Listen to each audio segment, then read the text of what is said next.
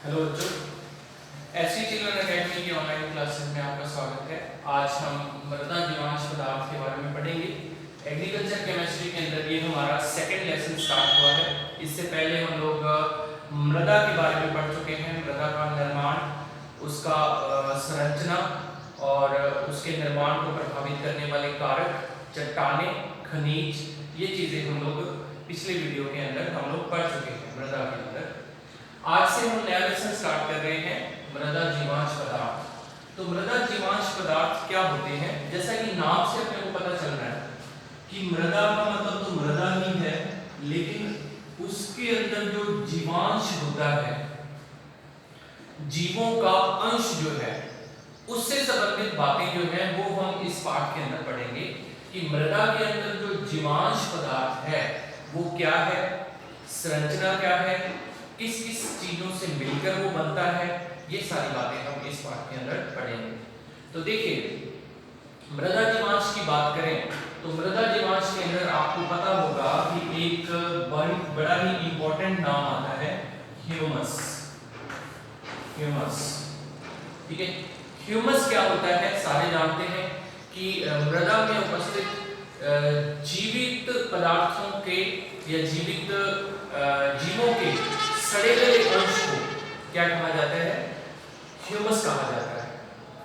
और ह्यूमस जो है वो मृदा के उपजाऊपन को बढ़ाता है। जीवों का सड़ा गला अंश क्या होता है? इसके अंदर पादप आ जाते हैं, पत्तियां आ जाती हैं। इसके अलावा भूमि में रहने वाले जीव आ जाते हैं, तेंदुए हुए या कीड़े मकोड़े हुए, वो सारी चीजें इसके अंदर आ जाती हैं। उनसे मिलाकर ही क्या बनता है? ह्यूमस बनता है। तो मृदा के अंदर जो ह्यूमस है उसका निर्माण किन किन पदार्थों से होता है, इसकी हम बात कर लेते हैं। ह्यूमस के बारे में तो सब जानते हैं। ह्यूमस, आज हम बात करेंगे कि मृदा जीवांश के स्रोत कौन कौन से हैं, यानी कि जो ह्यूमस का निर्माण होता है, ह्यूमस का निर्माण होने के लिए कुछ ना कुछ अपने को मटेरियल चाहिए होगा, कोई पदार्थ चाहिए होंगे। तो वो पदार्थ कहां से प्राप्त होते हैं? तो हमारा पहला टॉपिक जो है वो है मृदा जीवांश के स्रोत। मृदा जीवांश के स्रोत जो है वो दो प्रकार के होते हैं। क्योंकि जीवों की बात चल रही है, जीवांश की बात चल रही है, तो आप देख रहे हैं कि पादप जो है वो भी सजीव है और जंतु भी सजीव है। तो यानी कि हम इसमें जीवों की बात कर रहे हैं जो जीवित हैं। पादप स्रोत की अगर बात करें तो पादप स्रोत के अंदर जैसा कि नाम से स्पष्ट है कि इसके अंदर क्या आ जाएगा? पेड़ पौधे आ जाएंगे, है ना, पत्तियां आ जाएंगी, तने आ जाएंगे, जड़ें आ जाएंगी, फसलों के अवशेष आ जाएंगे। इसके अलावा हरी खाद जो है वो भी इसके अंदर आ जाएंगी। हरी खाद का मतलब ये है कि जब पत्तियां या कोई पदार्थ जो है, वनस्पति पदार्थ जो है भूमि के अंदर मिल जाते हैं, तो उनसे जो खाद बनती है वो सारी की सारी इसके अंदर आ जाएंगी। तो पादप स्रोत जो है इसके अंदर भी दो प्रकार से इसको बांटा जा सकता है। देखिए, पहला कौन सा है?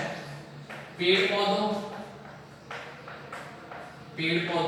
व फसलों के अवशेष।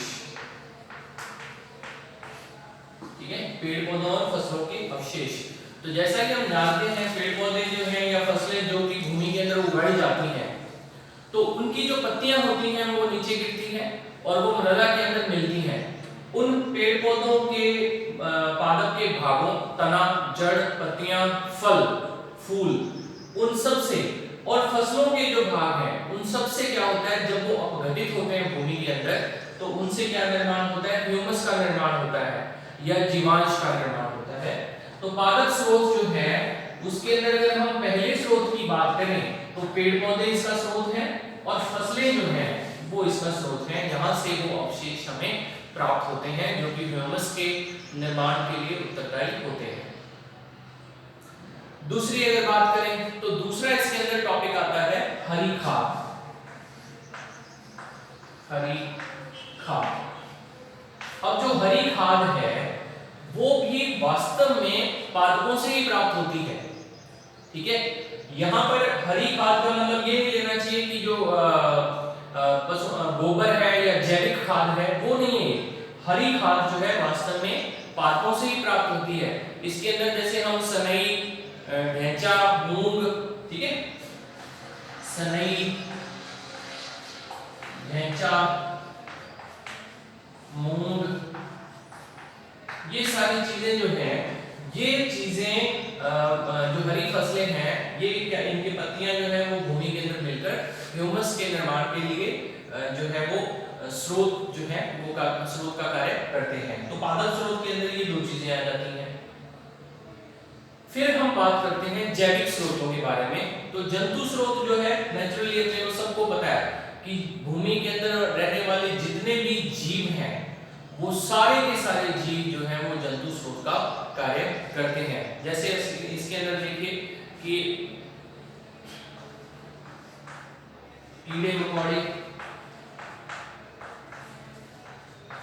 ठीक है, भूमि में रहने वाले या बिल में रहने वाले जीव, ठीक है, केंचुए, ठीक है, चूहे, ठीक है, ये सारे के सारे जो हैं वो जंतु स्रोत हैं। इनके अलावा जैसे ये तो बिल्कुल छोटे जीव हैं, इनके अलावा जो बड़े जीव हैं जैसे कि भेड़ बकरियां हुई, गाय भैंसें हुई, तो वो भी जब भूमि के ऊपर से गुजरती हैं तो उन पशुओं का जो मल मूत्र है वो भी जंतु स्रोत ही होता है और उससे भी ह्यूमस का निर्माण होता है। तो ये कुछ बेसिक सी चीज हमने पढ़ी है कि मृदा जीवांश के स्रोत क्या क्या है। तो पादप स्रोत, और पादप को फिर हमने दो भागों में बांट दिया, पेड़ पौधे और फसलों के अवशेष और हरी खाद। और दूसरा आ जाता है जंतु स्रोत, और जंतु के अंदर सूक्ष्म जीव जो है वो भी आ गए और जो बड़े जानवर हैं वो भी आ जाते हैं। उनका मल मूत्र या फिर उनकी जो शरीर है वो जब मृत होता है तो वो भी अंततः भूमि के अंदर ही मिलता है, तो वो भी एक तरह से क्या काम करता है, जंतु स्रोत का ही कार्य करता है। ठीक है, अब इसके बाद हम बात करते हैं जीवांश पदार्थ के बारे में कि जीवांश पदार्थ जो है वो किन किन चीजों से मिलकर बनता है। तो देखिए इसका संगठन क्या है। ठीक है, हमारा टॉपिक होगा जीवांश पदार्थ का संगठन।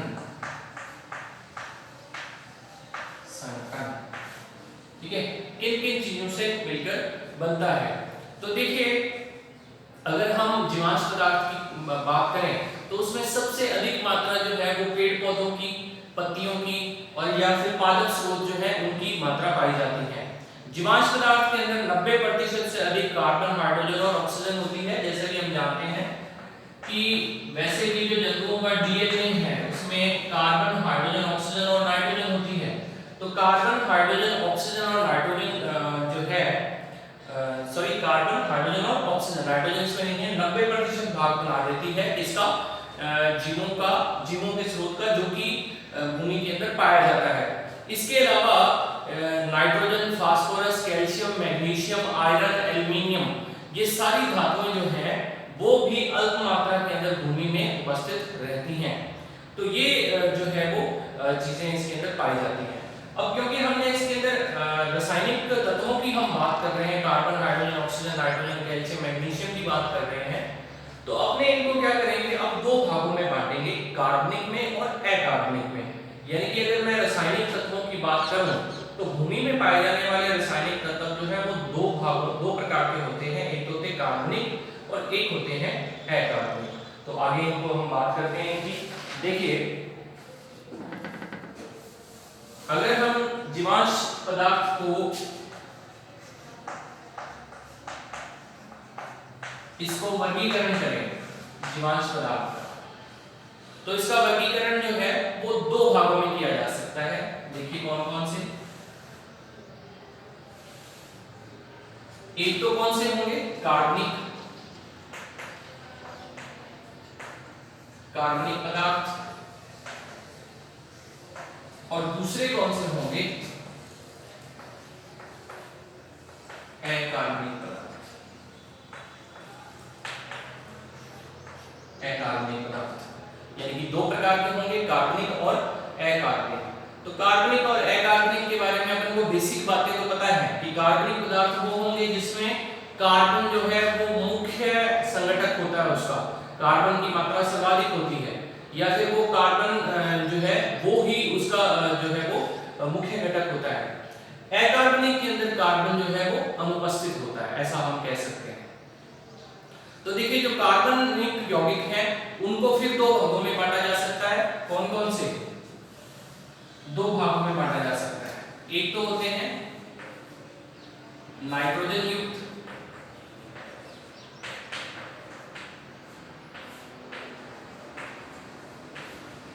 और एक होंगे नाइट्रोजन रहित। नाइट्रोजन रहित, ठीक है। तो कार्बनिक यौगिक भी कितने प्रकार के हुए? नाइट्रोजन युक्त और नाइट्रोजन रहित। अब नाइट्रोजन युक्त यौगिक जो है वो फिर दो प्रकार के हैं। एक तो है जल में विलय और दूसरे हैं जल में अविलय। जल में अविलय, ठीक है। जल में विलय पदार्थ जो होंगे वो ऐसे होंगे कि वो जल के साथ क्रिया करेंगे, यानी कि जल एक ध्रुवीय विलायक है, तो ध्रुवीय विलायक के अंदर जो घुलेगा इसका मतलब तो खुद भी ध्रुवीय ही होगा। तो जितने भी जल में विलय होंगे वो सारे के सारे कौन से आ जाएंगे? ध्रुवीय प्रकार के पदार्थ होंगे। हम इसके अंदर एग्जांपल लिख लेते हैं, नाइट्रेट, अमोनिया, एमाइड और अमीनोन। तो इसके उदाहरण देखिए, नाइट्रेट,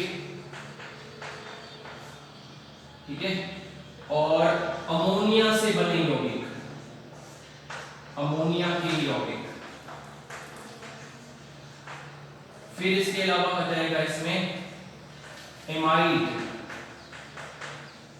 ये भी अमोनिया से ही बनता है। इसके अलावा इसमें आ जाएगा अमीनो अम्ल। तो ये सारे के सारे जल में विलय होने वाले पदार्थ हैं। इसका मतलब ये हुआ कि ध्रुवीय होंगे और जल के साथ मिलेंगे।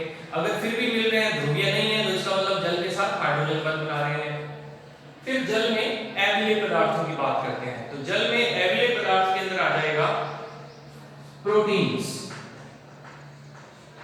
Protein, peptides. पेप्टाइड जो है वो प्रोटीन का ही भाग होता है, ठीक है। प्रोटीन का ही पेप्टाइड मिलकर प्रोटीन बनता है। पेप्टाइड्स को मिलाओ तो उससे प्रोटीन बनेगा। इसके अलावा पेप्टॉन्स,